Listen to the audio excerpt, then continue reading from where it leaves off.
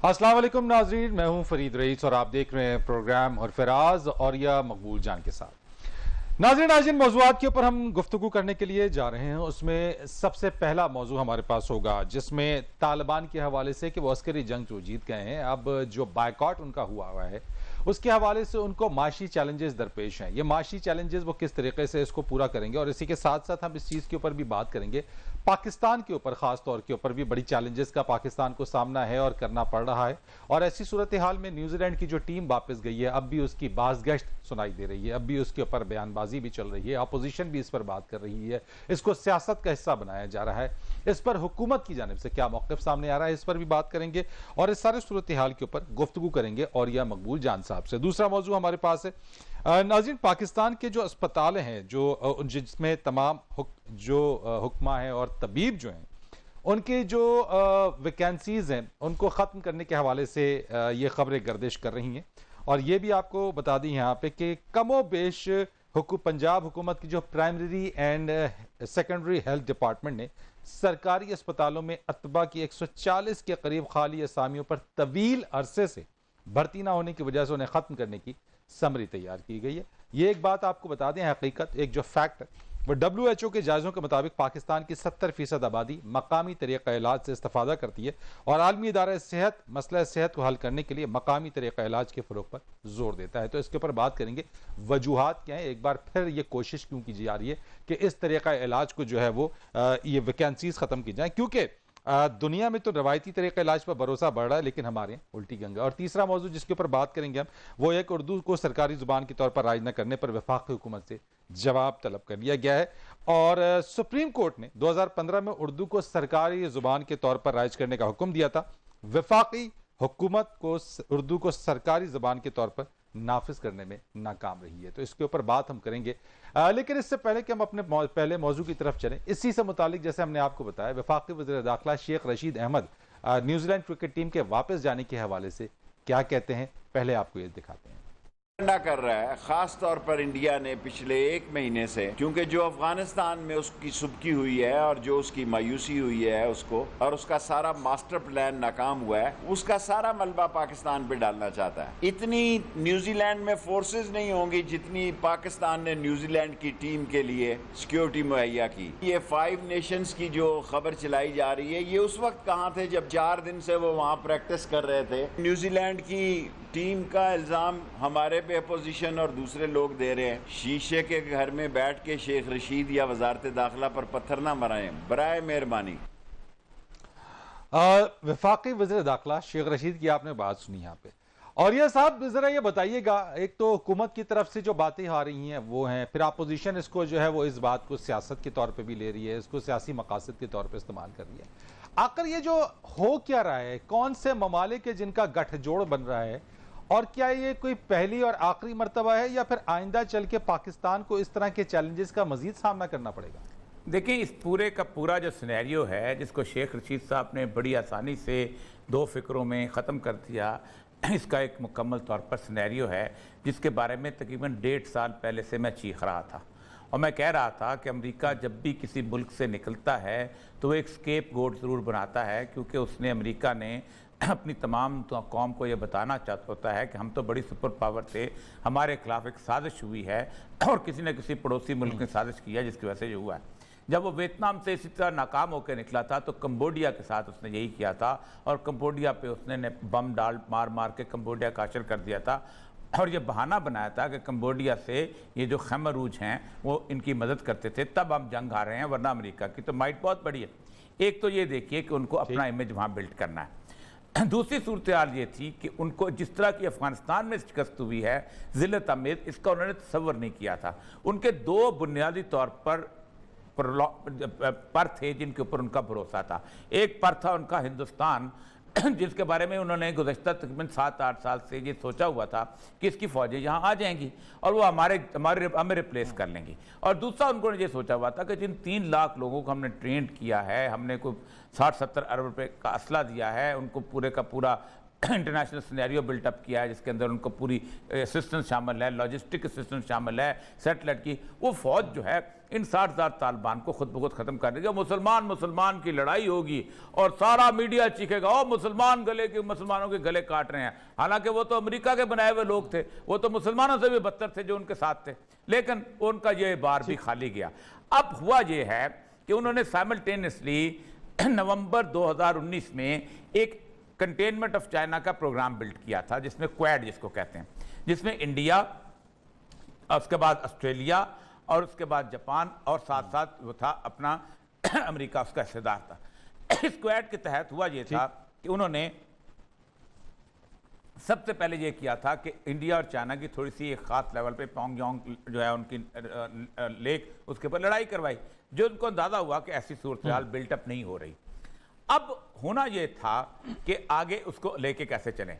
सबसे बड़ी बात यह है कि आप अंदाजा करें कि इस सारी जंग के अंदर 5 बड़ी कंपनीज हैं इस वक्त अमेरिका की कि जिन्होंने कमाई की है। $300 ट्रिलियन जो है, आप अंदाज़ा करें कि अमेरिका के वो जो गए हैं, लेकिन उसमें कमाई करने वाली आप कंपनीज देखें और उनमें सारी की सारी कंपनीज वो हैं कि जिनमें उनके एक्स फौजी जो बैठे हुए हैं, जिनमें वो जनरल कंपनी है, बोइंग है, इस तरह की सारी कंपनी, उन्होंने $ट्रिलियंस इन्होंने भी कमाए हैं। अब वो ये कंपनीज कहती हैं कहीं और जंग की मैदान खुलना चाहिए। तो जंग का मैदान खोलने के लिए हमने उस दिन भी कहा था कि पाकिस्तान में ये जो न्यूजीलैंड की टीम आई हुई है ये मजीद नहीं रुकती जहां। उसकी वजह यह है कि इसलिए नहीं रुकती कि अब आपने पाकिस्तान को निशाना बनाना है, और पाकिस्तान को निशाना बनाने के 2 बहाने किए जाएंगे। नंबर 1 बहाना ये किया जाए कि यहाँ पर भी तालिबान का असर आएगा और यहाँ एक दिन जो है मौलवी जो है हुक्मरान होंगे और ये हमारा न्यूक्लियर पावर जो है वो शिद्दत पसंदों के हाथ चला जाएगा। एक तो ये। दूसरा ये है कि इंडिया के थ्रू हम पे हमला करवाया जाएगा और इंडिया ये कहेगा कि पाकिस्तान जो है हमारे इलाके में दहशतगर्द भेजता है, और इसकी सपोर्ट कौन करेगा?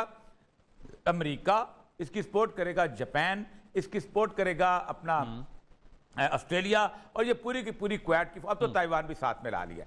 इस सारे सिनेरियो के अंदर और ये साहब ये जो आप बात कर रहे हैं, जिन ममालिक का नाम ले रहे हैं, क्या सिर्फ यही ममालिक है या इन ममालिक में मजीद और इजाफा भी होगा इस साजिश के पीछे? तकरीबन 16 ममालिक की लिस्ट है जो पेंटागन की डॉक्यूमेंट के अंदर, और उन्होंने ये कहा है कि 2 मुल्कों के खिलाफ हमने करना है आगे। एक उन्होंने कहा है कि एक मलाइन जो है, एक नया मेलिग्नेंट पैदा हो गया है, वो है रूस। ये यूरोप के अंदर एक कैंसर पैदा हो गया है रूस, उसको हमने देखना है। दूसरा कहते हैं कि चीन जो है एक रिग्रेसिव फोर्स बनती चली जा रही है, जो जमहूरियत जिसमें नहीं है, इंसानी हकूक जिसमें नहीं है, औरतों के हकूक नहीं है, इनको उसको हमने देखना है, और वो उसका कंटेनमेंट ऑफ चाइना का नाम देते हैं। बस बेसिकली मसला यही है कि चीन की माशी ताकत को कैसे उन्होंने ख़त्म करना है। एक तो ये।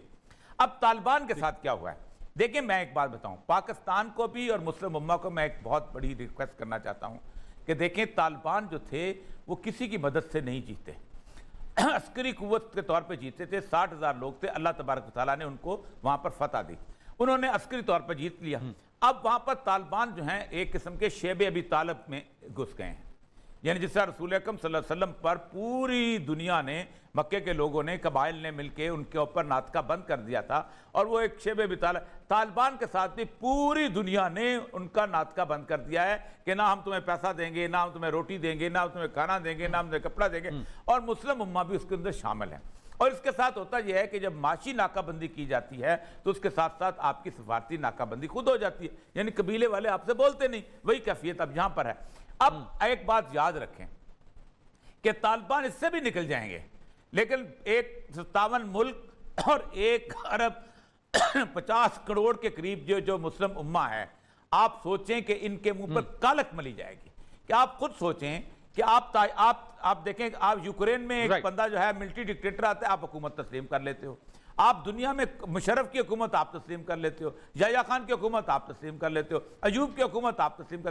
तालिबान जो है अनोखे हैं दुनिया के अंदर। अच्छा, मैं औरिया साहब आपसे इस पर मैं जरा मजीद भी बात करूंगा, इसी चीज के ऊपर आगे चलेंगे, क्योंकि ये तो बात दुरुस्त है कि तालिबान ने अपनी हुकूमत तो कायम कर ली है, अस्करी जंग तो जीत ली है, लेकिन जो माशी जंग है, और यकीनन जो 21वीं सदी है वो मईशत की सदी है, माशी जंग कैसे जीतेंगे, किस तरह से जीतेंगे, अकेले कब तक इस चीज का मुकाबला करेंगे। लेकिन इस सारी सूरत हाल के अंदर भारत और भारतीय मीडिया को बड़ी तकलीफ हो रही है, और ऐसी ऐसी खबरें निकाल के ले आते हैं जहां पे बाद में उनको खुद शर्मिंदगी का सामना करना पड़ता है। और भारत के एक बड़े नाम नेहाद एंकर अर्नब गोस्वामी का अपने ही प्रोग्राम के अंदर भारत में रहते हुए اور اپنے پروگرام میں انہوں نے جس طرح کے جو ہے وہ حقائق اور بڑے وثوق کے ساتھ بیان کیے اور بعد میں ان کو منہ کی بھی کھانی پڑی. ذرا آپ کو وہ دکھاتے ہیں کلپ اور اس کے بعد اوریہ صاحب سے سر بات کرتے ہیں.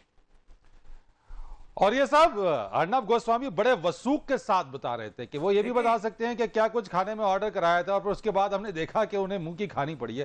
تمام ذرائع، تمام سورسز ان کے جو ہے وہ بالکل زمین بوس ہو گئے. ویسے آپ بتا دیں اوریہ صاحب، کیا کچھ تھا آپ کے پاس؟ کچھ کھلاتے ہیں مینو میں کیا تھا؟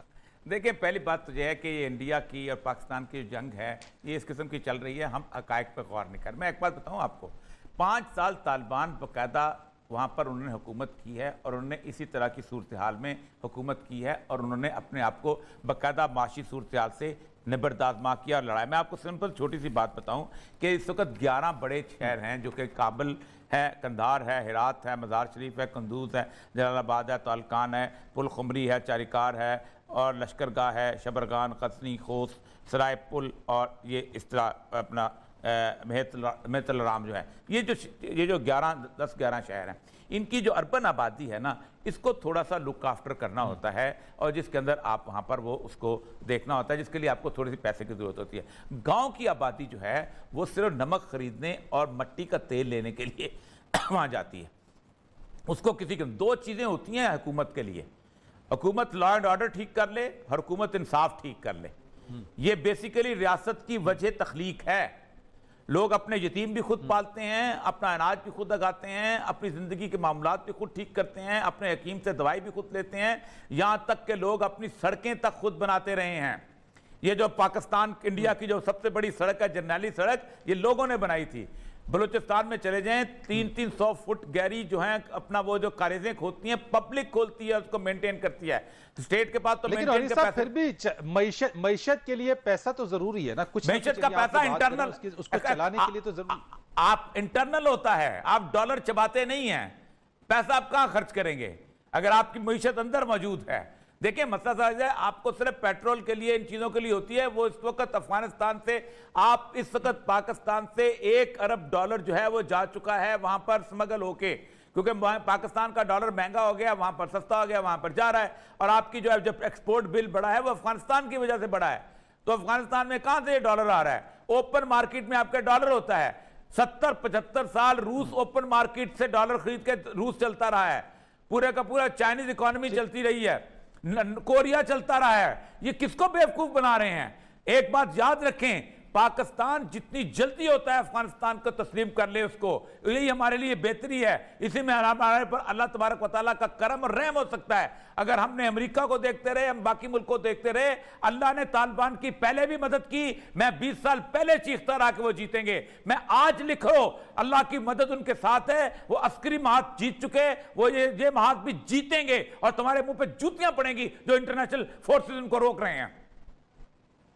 ٹھیک ہے اوریہ صاحب، ایک ہم نے بریک لینی ہے، وقفے کی طرف ہم نے جانا ہے. ایک بریک لیں گے، بریک کے بعد آئیں گے، پھر جو دوسرا ہمارا موضوع ہے اس کے اوپر بھی بات کریں گے. اوریہ صاحب سے وجوہات جاننے کی ذرا کوشش کریں گے کہ یہ جو طریقہ علاج اور اگر اس کی جو ویکانسیز ہے اس کو ختم کرنے کا اگر ایک پلان بنایا ہوا ہے یا سمری تیار کی ہوئی ہے حکومت کی جانب سے، تو وہ ایسا کیوں کر ہو رہا ہے اور کیوں اس کے نقصانات کیا ہوں گے. ایک بریک کے بعد.